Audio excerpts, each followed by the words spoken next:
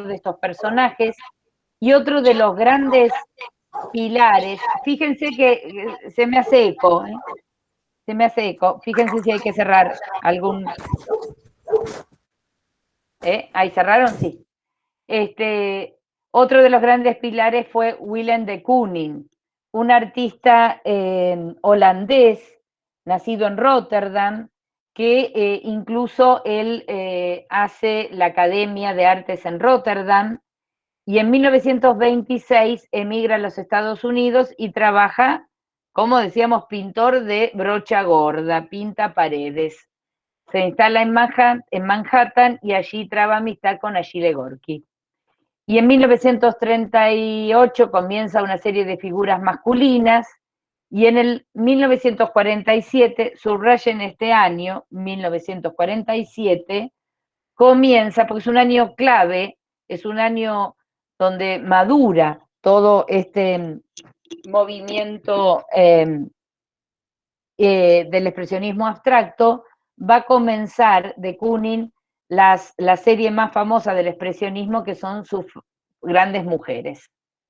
Ahí tenemos a de Kooning con estas primeras figuras. ¿Esto es abstracto? Díganme. No, figurativo. No, es figurativo. Bueno, pero sin embargo se lo llama expresionismo abstracto. Esto tiene un aire ¿a quién? Es decir, ¿cuál es su filiación? ¿A Van Gogh? Van Gogh, sí. Los colores, sí, pero más quién, la forma más... Picasso. Picasso, Bueno, yo voy a decir quién da más, ¿no? ¿Quién da más? Picasso, ahí está. Acuérdense que Picasso era ineludible, Picasso, y los norteamericanos morían por Picasso. Esto está registrado, ¿no? Está, bueno, acá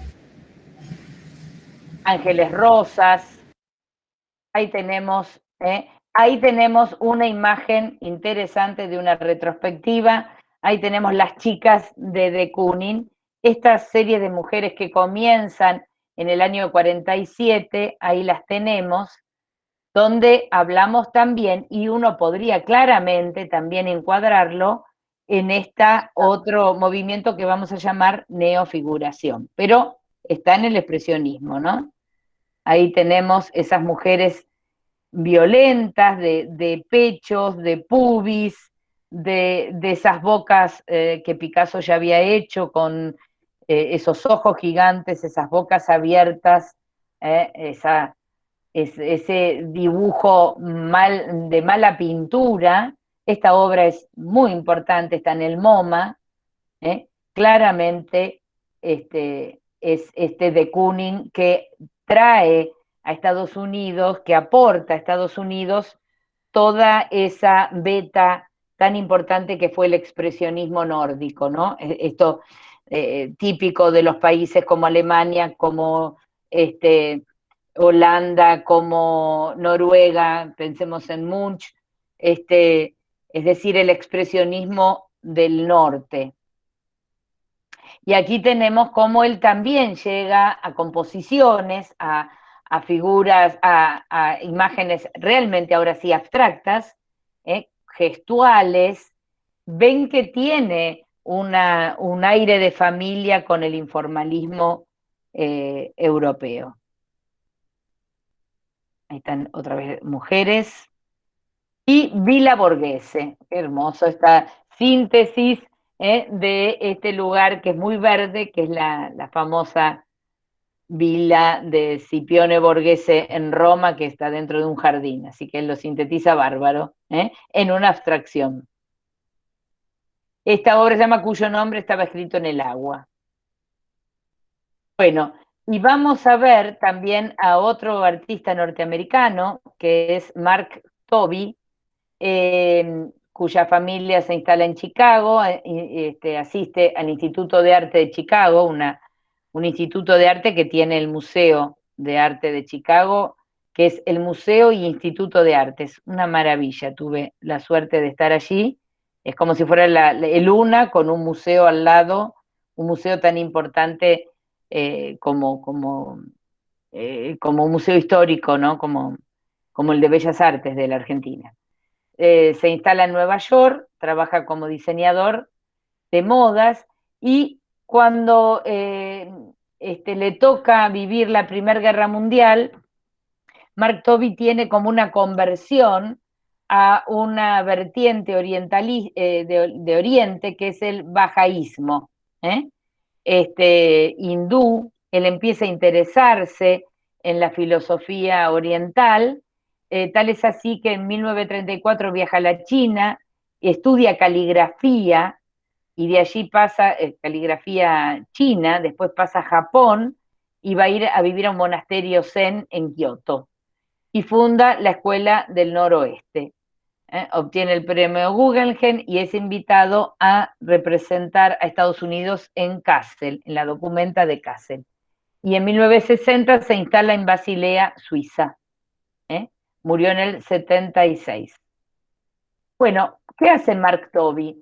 Mark Tobey va a trabajar, acuérdense estos datos que estaba dando, la caligrafía, la escritura, el ideograma chino, japonés. Ahora él lo va a llevar a esta especie de grafismo, de dibujo en negativo, todo es en blanco, pero ahora sí, él le va a interesar esta mirada, como si diríamos miradas de un dron, no existían en ese momento, pero es como la mirada de un dron de las ciudades o de la tierra, de las urbes, ¿eh? Llevándolo a una forma caligráfica, no descriptiva, como lo hacían los artistas anteriores a esta eclosión del arte moderno en Estados Unidos. Bueno, ahí tenemos todavía una especie de trabajo como si fuera un FOB, ¿eh? Pero acá ya tenemos 1945, casi otra vez siempre estos aglomerados que le interesan, hay una mezclita también de esto que fue tan fuerte en Estados Unidos, que fue el surrealismo, ¿m? Y él llega a un grafismo filigranado. Esto es caseína. La caseína, ¿saben qué es? ¿Qué tipo de material es la caseína? No, Es ¿La proteína de la leche? exactamente, es como si fuera una parte un componente de la leche sobre papel. Otra vez, toda la obra de Mark Tobey tiene esta síntesis de una mirada intimista, trabaja con papel, con tinta china, con caseína, interesante los materiales que él se propone trabajar, y por otro lado es lo macro, es decir, estas vistas aéreas de las grandes ciudades en las que él, tránsito, miren cómo se llama esto, tránsito, esta obra témpera, tinta y tiza sobre papel, miren qué sutil, qué interesante, el tránsito se transforma también en la obra de Tobey como si fuera un grafismo, como si fuera una escritura. Hay una obra que debería ponerla ahí, de nuestro querido maestro Jules Solar. Jules Solar tomaba las runas germanas, es decir, una escritura muy rústica, que no llegó a ser una escritura, las runas germanas que también se utilizan como el tarot, es decir, para fines adivinatorios. Interesantísimo estas obras sobre papel. Miren esto, es una escritura oriental. Este artista norteamericano imbuido de toda esa cultura de la imagen signo, de una escritura que no responde a un lenguaje, pero que quiere generar la idea también de esas aglomeraciones, tránsito, almacén chino, ¿eh? Y acá aparece en esta obra algo que va a ser también un aporte del arte norteamericano, que es lo que en inglés se dice all over, todo cubierto. Es decir, acá es como un dibujo infantil también, donde prácticamente no tenemos arriba y abajo, ¿eh? suerte que tenemos la firma, porque si no, en un museo el curador podría equivocarse y poner de otra manera esta obra, como las de Pollock, donde está el arriba y el abajo. Es all over. Esta categoría, acuérdense, porque es interesante para explicar esta idea, además que la relación con el marco, como que es un completo total, ¿no? Ahí también tenemos ciudad aérea, ¿eh? Este, es tinta sobre papel, 40 por 47 centímetros, pequeña. Miren, parece un plano de una ciudad abigarrada, ¿no? Hecha con tinta. Ritmos de la Tierra, también parece una mirada de la Tierra vía satélite, en wash sobre cartón. Y la escritura blanca, esto es lo común, lo que identifica a las figuras de Mar Rothko, a la imagen de Mar Rothko, ¿no? La escritura blanca. Amantes de la luz, interesantísimo, esto es escritura blanca, serie escritura blanca, ahí lo tenemos, el avance de la historia, all over, ¿se dan cuenta lo que es el all over? Wash y acuarela sobre cartón. Six Improntus sobre Omar Khayyam 2, donde evidentemente hay una relación con la cultura islámica, Omar Khayyam, no sé quién será, 2, pero si miramos la imagen, en este grabado, ahí están los números de no sé qué será, si agua fuerte, agua tinta, o litografía. Lo interesante es que también parece, ¿qué cosa? La imagen, ¿a qué me remite? Otra vez la escritura blanca, pero ¿a qué? Como células vistas desde un microscopio. Exactamente. Miren, antes veíamos la ciudad, la vista aérea de la Tierra, veíamos los grandes aglomerados, ese mundo visto desde un avión, desde un dron, y ahora desde un microscopio. Lo micro y lo macro finalmente son iguales. Bueno, y acá tenemos otra figura muy importante que es la de Franz Kline, artista que se conoció con nuestro Kenneth Kemble, que tiene sus imágenes, siempre se lo relaciona mucho con la imagen de Franz Kline. Estudió en la Universidad de Boston, viajó a París y Londres y perteneció a Ashcan School, que fue también una institución que nucleó a gran parte de estos maestros. Bueno, miren el tamaño de Mark Tobey, obras pequeñas, obras pequeñitas, y ahora miren el de Franz Kline. Ahí lo tenemos a él delante de una tela tamaño mayor de la altura de una persona. Ahí lo tenemos. Esto que va a ser también casi podríamos asimilarlo a Pierre Soulages, a Hartung, a los artistas que estuvimos viendo gestuales del arte del informalismo europeo. Ven que hay muchos puntos en conexión cuando alguien me preguntó qué pasaba, ¿no?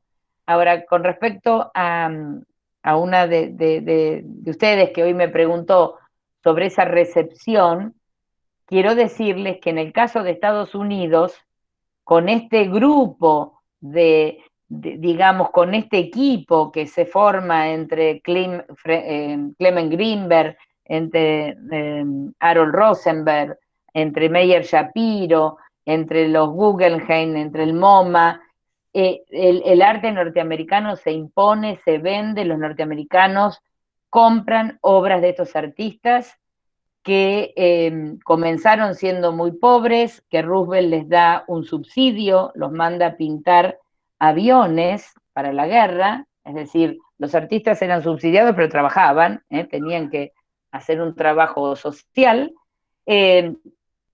pero terminaron después teniendo, como en el caso de de Kooning, que vivió muchos años, una fortuna, cosa que Kemble se ha quejado, un amigo que lo entrevistó al final de su vida, él decía, también una obra extraordinaria, pero no es lo mismo que estos artistas que al final de la vida tuvieron, como los últimos años lo va a tener Pollock, un reconocimiento, sobre todo económico. El mercado del arte en Estados Unidos explota y estas obras son importantes. Tinta china sobre papel de ilustración.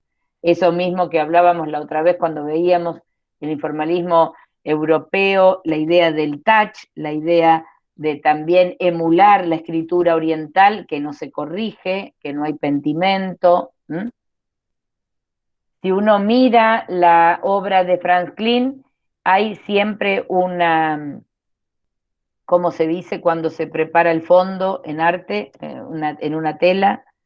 Impregnación, no es la tela cruda, uno, no sé si lo ven, ¿cómo se dice cuando se prepara? Imprimación. Imprimación, exactamente. Exactamente. Esto es lo que tenemos aquí, pero después hay un gran brochazo, otra vez una fuerte forma gestual donde el artista deja su marca, su impronta, su nervio, su acción, ¿no? Clint va a trabajar, ahí Paola puso algo interesante, los precios. ¿Cuánto es eso? ¿40 millones de dólares? ¿Es 40 millones? ¿En Sí. crisis? Sí. Bueno, no, digamos, es un número que supera nuestra imaginación. Por supuesto que no en los años 50, pero después sí, estas son obras que están en el MoMA, están en el Pompidou, están en los grandes museos del mundo, pero que fue un armado, que fue una ciudad y que fue un país que dio oportunidades a la gente, y que además tiene un mercado que acompaña al artista. Este, eh, bueno, ahora uno podrá decir, ¿esto tiene la misma intensidad dramática que el informalismo europeo? No. ¿Por qué? Bueno, porque justamente no fue Estados Unidos, Nueva York, ni ninguna ciudad de Estados Unidos epicentro del desastre de la guerra, ¿no? A pesar de que los norteamericanos no fueron ajenos a ella, que el dinero lo hicieron con la guerra, pero también fueron muchos jóvenes a morir en la guerra. Ahí tenemos una tinta sobre, no sé si es una guía o un diario, una guía telefónica.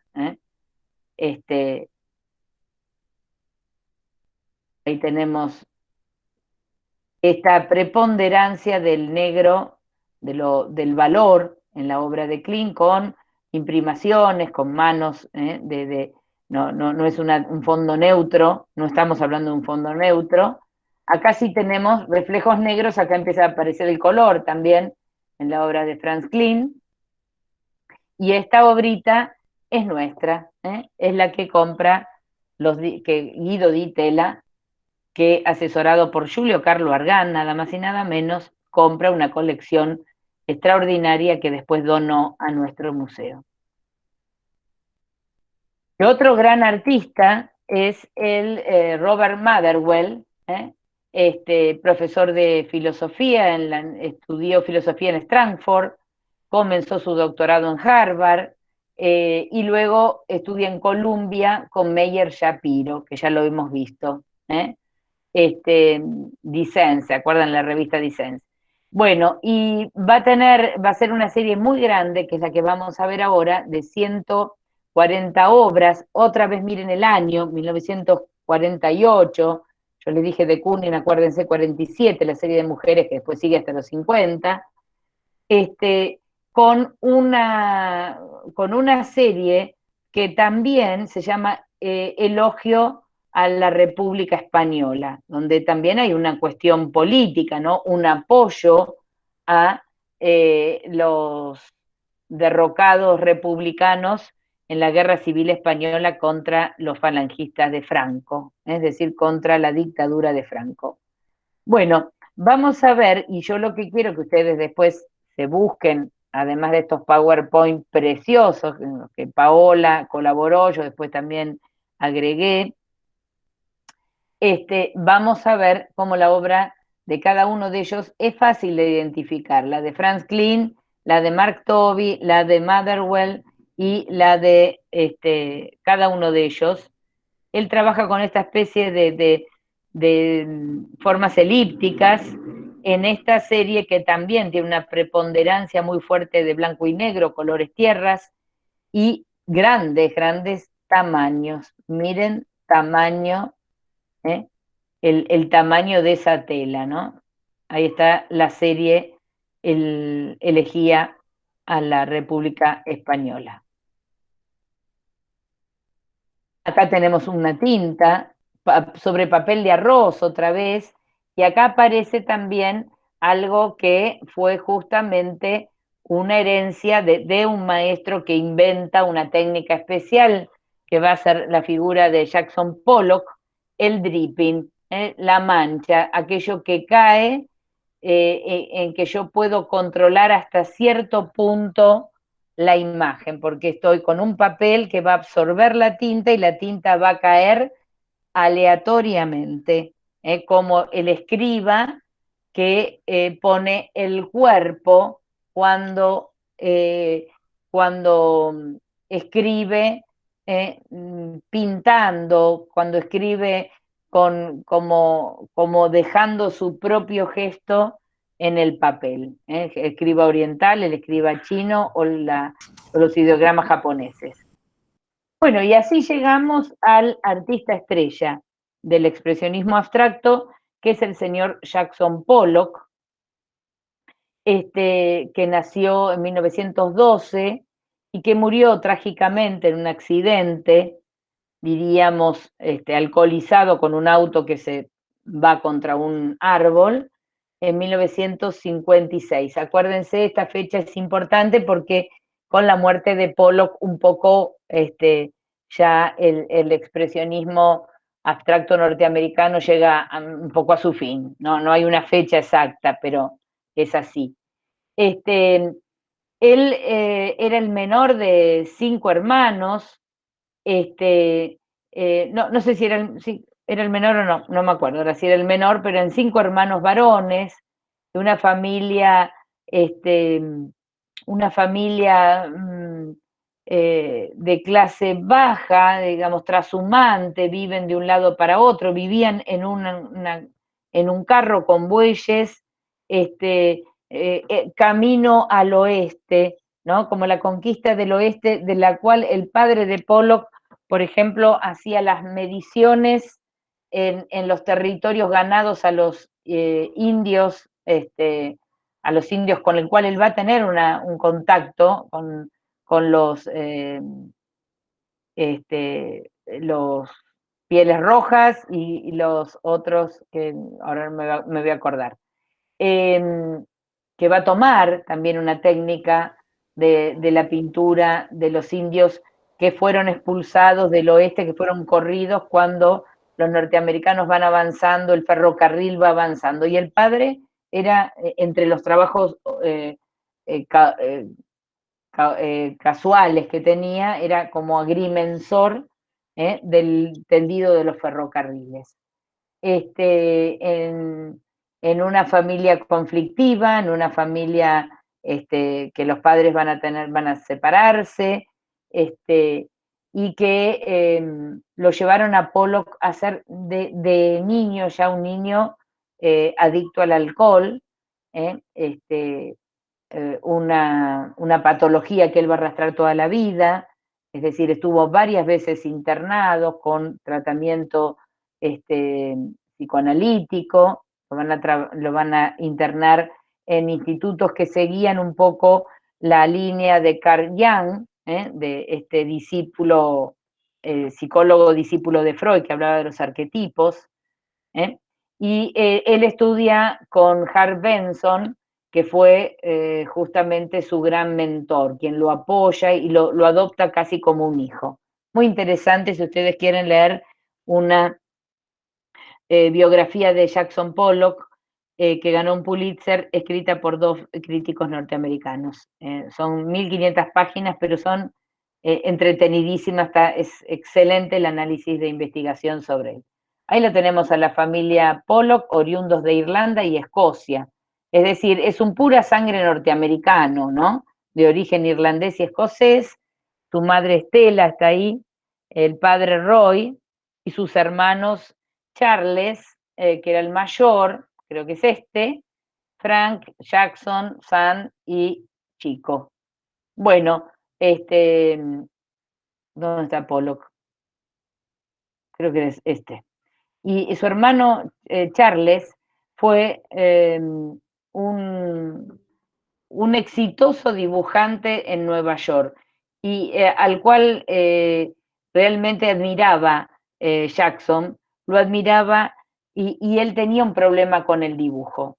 Bueno, estas son las obras de Benson, su maestro, que es un regionalista, que está dentro de la década también de los 40, Portinari, para tener un ejemplo, ¿no? Y ahí está él con su hermano, Jackson, y su hermano Charles en Nueva York, donde tenía un éxito de trabajo editorial importante su hermano. Y acá sí tenemos los primeros trabajos de Pollock, todavía figurativo, yendo al oeste, que es casi autorreferencial. Ahí están las carretas con los caballos y la familia Pollock que se trasladaba en esta obra que parece de Cúneo, el pintor uruguayo de los años 40.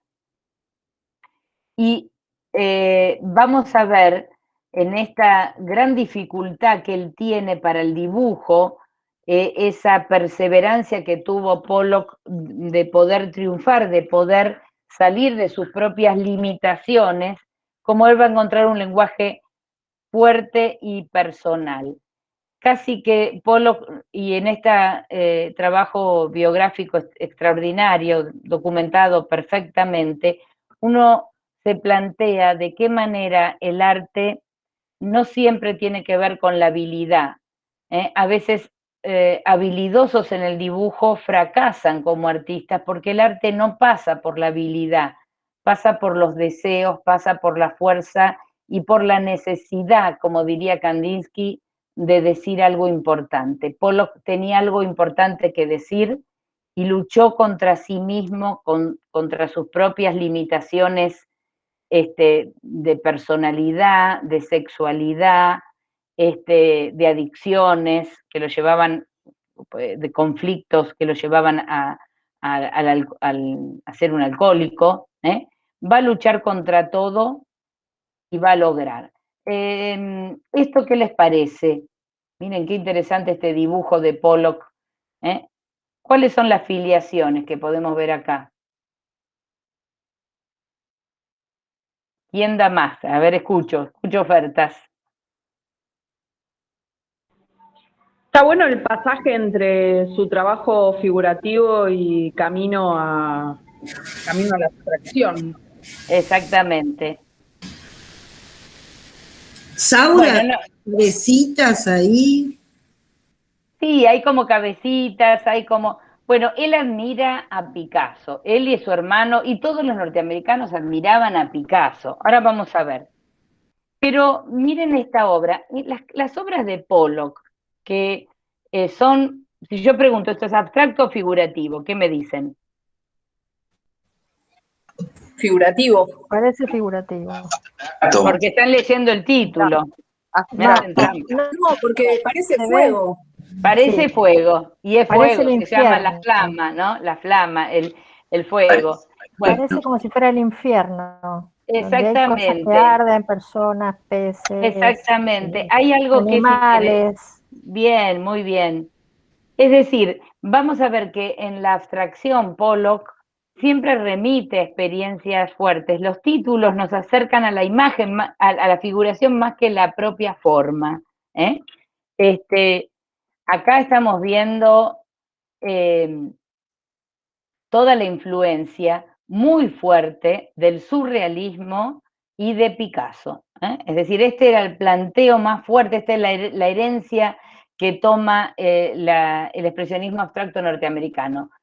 Piensen ustedes que a Nueva York llegaba Dalí, llegaban todos los surrealistas, Dalí quería conquistar y quería vender todo lo que podía, así que hacía todas las estrategias para hacerlo, ¿no?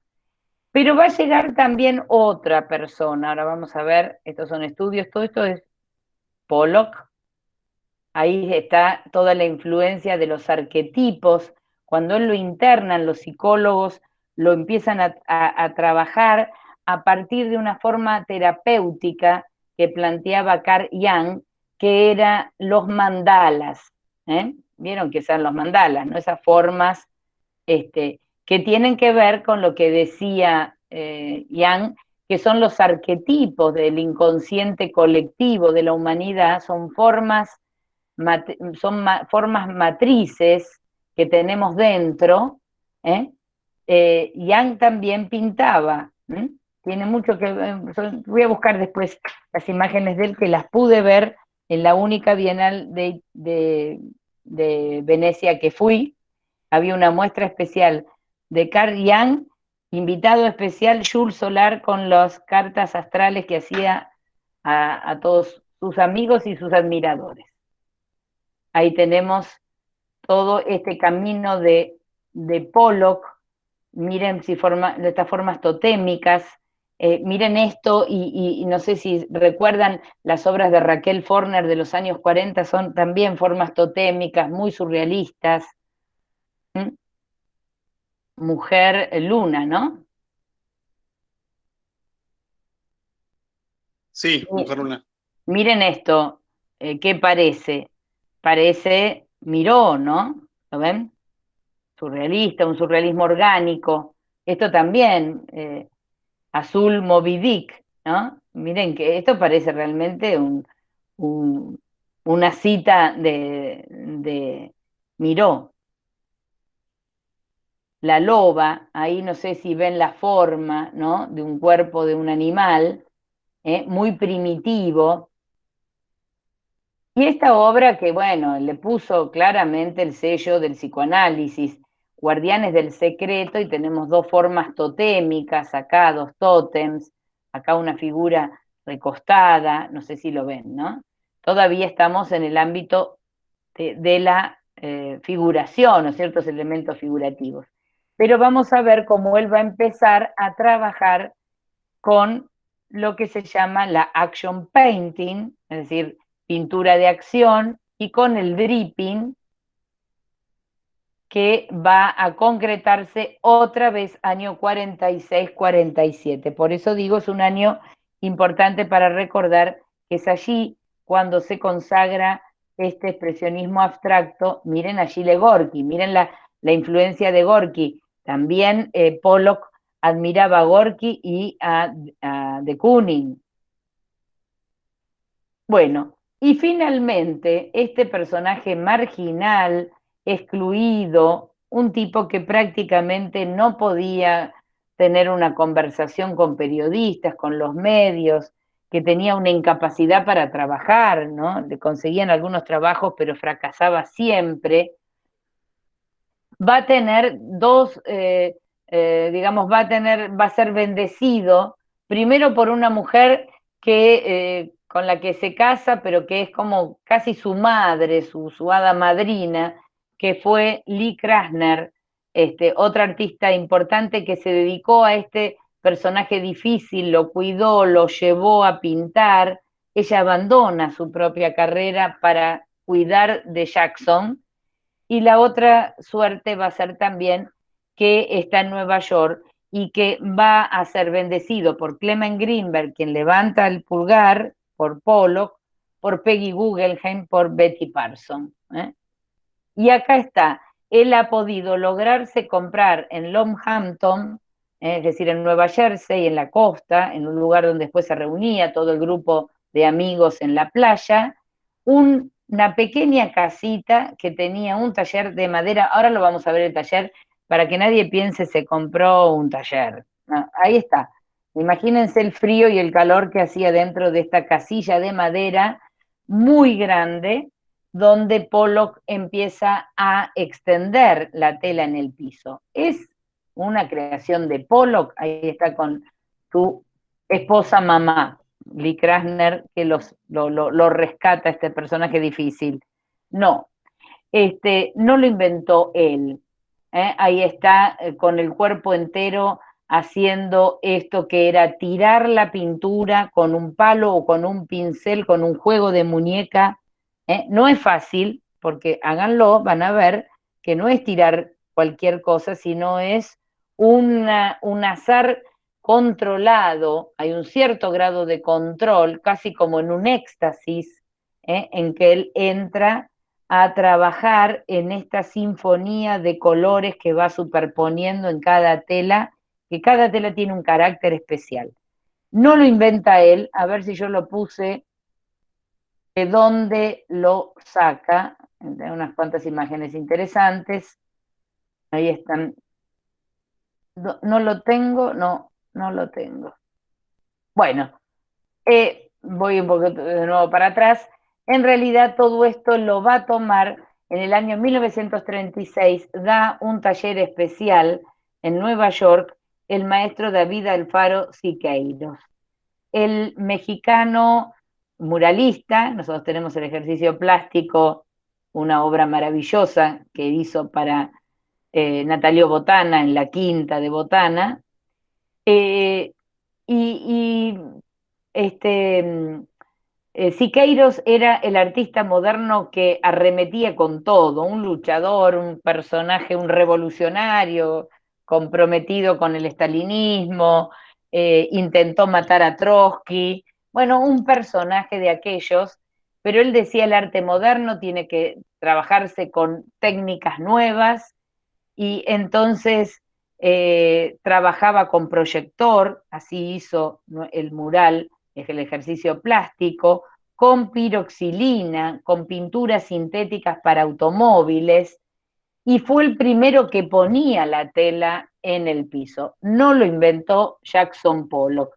Lo que sí inventó Pollock, miren esta obra Alquimia, 1947, año clave, es esta idea. También acá tenemos un all over, él recortaba después estas telas sobre las que sumergía su cuerpo, iba chorreando cada una de estas imágenes, ¿no?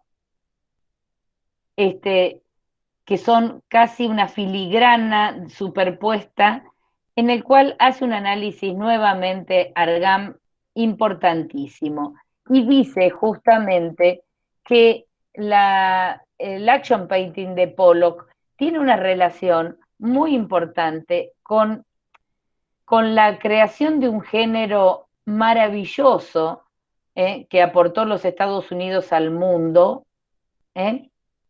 desde sus raíces negras. ¿Cuál es ese género musical maravilloso? El jazz, blues. el blues. El jazz, es decir, esa música que nace de esos campos de esclavos, donde en el sur, sobre todo de Estados Unidos, con grilletes en los pies, cantaban en los campos de tabaco o de algodón, ¿no? Y unos cantaban y otra voz respondía.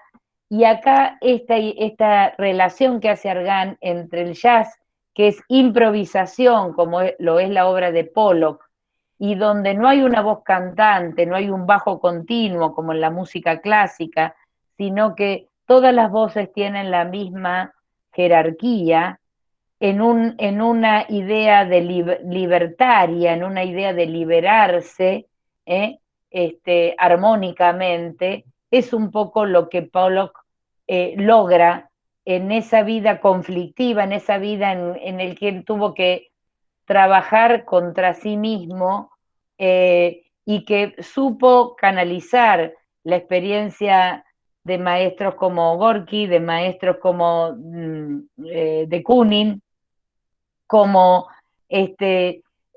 como Alfaro Siqueiros. No nos olvidemos de Alfaro Siqueiros, la importancia que tiene la obra también de Pollock, y también él ve de chico, cuando lo acompaña al padre a hacer mediciones de agrimensura, ve a los indios navajos que pintaban la arena, la tierra con pigmentos, y realizaban como ritos dibujando sobre la tierra. Es decir, acá tenemos todo, los indios navajos, Pollock, de Kooning, Achille Gorky, Picasso, el surrealismo, y uno podría decir, y esto corre por mi cuenta, que yo creo que cuando Breton decía que el surrealismo en literatura era la escritura automática, que era la liberación, perdón, que era la liberación del inconsciente, es decir, escribo sin pensar en la organización, perdón, en la organización estructural del lenguaje, sino lo que se me viene a la cabeza sin filtrar la razón, es lo que hace Jackson Pollock. Es decir, yo diría que la mejor pintura automática es esto. Como en trance, Pollock tira esa tinta, no de cualquier manera, es difícil hacerlo. Miren la filigrana, miren la belleza que tiene y el nervio, el movimiento, la vitalidad. Esto no es el informalismo que me marca una oscuridad. Acá hay una fibra nerviosa increíble en un artista que maneja este all-over, que maneja esta conjunción de formas abigarradas y que encontró su propio camino luchando contra sus propias limitaciones. Profe, perdón, cuando dijiste que sí Pollock había inventado una técnica, me mezclé un poco, ¿puede ser que dijiste que usó su cuerpo como de goteo o una cosa así? Sí, está bien tu pregunta. No, yo dije que el uso de la tela sobre el piso lo toma de Siqueiros. La piroxilina, que es una técnica que no es el óleo, o sea, que es importante porque es mucho más diluida y seca más rápido, que son las pinturas de origen, no de aceite, sino de origen, ¿cómo se dice? De origen fósil, profe, el de petróleo. No, pero yo quiero decir sintético, derivados epoxi, de... La pintura epoxi. Claro, y derivados del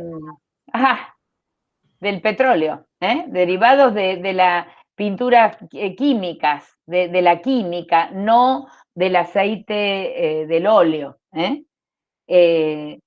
Es mucho más, tiene volumen, algunos creo que yo saqué un detalle, tengo de algunas obras de él, y además diluido, porque él necesitaba diluirlo. Miren estas filigranas, ¿no? Miren cómo tiene carácter, ¿no? Acá tenemos esto que decía Argan, ¿no? El celeste, el verde, el negro, sobre este fondo color natural, cómo cada figura se va superponiendo como una voz. Perdón, entonces la innovación fue el material. No, pero y está bien, volvamos. La innovación fue el dripping. La innovación esto sí que no hacía Siqueiros. Tirar esto que yo les mostré antes, pero lo pasé medio rápido porque estaba buscando. Ahí está. Tirar el chorreado que de alguna manera controla, pero no del todo. Yo no puedo controlar a dónde va a caer exactamente las gotitas, ¿no? El dripping es el aporte original de este Pollock, que por supuesto también no tiene nada que ver con la pintura de Siqueiros. Listo, y es gracias. abstracta, y es, ahí lo tenemos. Esta se llama Catedral, miren lo que es, con estos colores más sobrios de grises, de negros, y la coloca de forma vertical. Es realmente maravillosa, ¿no? La obra de Pollock y la vitalidad que desprenden estas imágenes, la fuerza, el vitalismo. La gente dice, bueno, hago un Pollock que es un chorreado. No, esto no es un chorreado, esto es alguien que trabajó muchísimo y que logra encontrar la manera de decir algo qué es lo que hace que un artista, que alguien sea un artista, la necesidad de decir con fuerza algo. Perdón, profesora, Perdón, profe. el mensaje tiene que ver con los desastres de la guerra, el caos de la guerra. No, tiene que ver, por lo menos a mí me parece que más que ver, tiene que ver sobre todo con, vuelvo a retomar a Argand, vuelvo a citar a este crítico que yo admiro, este historiador del arte que me gustaría emular alguna vez. Bueno, escribir alguna página como él. Él lo que dice es que una sociedad muy buena la pregunta, que una sociedad la sociedad norteamericana, ustedes saben que Estados Unidos se funda con colonias escocesas, inglesas puritanas, es decir, el puritanismo, como diría Max Weber, la ética del capitalismo, en un libro que hay que leer, muy interesante, es decir, la reforma luterana que habla justamente de la vocación del trabajo, de lo que generó sobre todo en las culturas nórdicas y sajonas esa idea del capital, del progreso, digamos, de todo lo que implica ese capitalismo, pero muy férreo, muy con una gran censura de lo que es el mundo latino, barroco y el espíritu católico, mucho más ligado a los placeres estéticos. Ese ascetismo, ¿no? Ese carácter tan difícil de comunicar, digamos, cuando uno dice, bueno, los ingleses son fríos, casi no se besan, no tienen esa relación, por ejemplo, que es típica del mundo latino, y que la gente, también hay grandes porcentajes de alcoholismo, porque el alcohol, ¿qué hace el alcohol? ¿Qué es lo que le pasaba a Pollock? Inhibe las trabas de Freud diría del yo, del super yo y del ello, no sé cómo funciona, es decir, rompe con las inhibiciones y genera una liberación. Un poco como también decíamos el jazz fue la forma en que la esclavitud pudo liberarse, ¿no? El canto, maravillosa creación, la de improvisar, digamos, lo difícil que es ser un jazzista, ¿no? Improvisar con reglas, no es cualquier cosa, no es que uno dice una cosa y otro habla el otro. Hay una concordancia armónica, pero libre, abierta, de que ninguno es la voz cantante, que todos son voces que se superponen en la misma visión jerárquica. Y Pollock es la explosión y es la liberación de una imagen que crea sus propias reglas. Eso podríamos decir, crea sus propias reglas. Gracias. No, y buena la pregunta, ¿no? Miren, acá también hay como, hay algunas obras interesantes de papel, ¿no? La Mancha, otra vez, vemos. Y también algo muy interesante en los años 50, y está con Lee Krasner, miren la casa de Pollock, uno pensaba, se pudo comprar un saco, para ir a la primer muestra de Peggy Guggenheim, y después esta casita de madera, ¿no? Uno se imagina, ahí está. Imagínense el frío y el calor que haría en esta casilla de madera, ¿no? Bueno, vamos, ¿cómo estamos? ¿Están muy cansados o se bancan un poco más? Y Cansados. Cansados. no sé qué decir. Bueno. Un poquito. Bueno, están cansados. No, que Sí. sigan. Dale, vamos un par más. Bueno, no, yo me doy cuenta que por ahí es mucha información. Vamos a dejar la clase que viene, pero lo dejo ya planteado y ya lo toman nota. Vamos a ver lo que se llamó la pintura de campos de color. Es decir, es como una variación, como un sentido B de el action painting, este expresionismo abstracto gestual, dinámico. Vamos a entrar en el mundo de Mark Rothko, que es el mundo casi fenomenológico. Anoten esta palabra, fenomenología, Merleau-Ponty, Husserl. Es decir, vamos a entrar en climas de lo que los críticos después llamaron, dentro del expresionismo abstracto, una rama que va a trabajar no con esa línea nerviosa, sino con los campos de color. Vamos a ver cómo la pintura va a empezar a concebirse también como una experiencia física, no solamente en lo matérico, sino como el espectador, comprometer al espectador en una experiencia de clima, es decir, la pintura envolviéndonos en un campo, miren qué linda, qué poético, en un campo de color.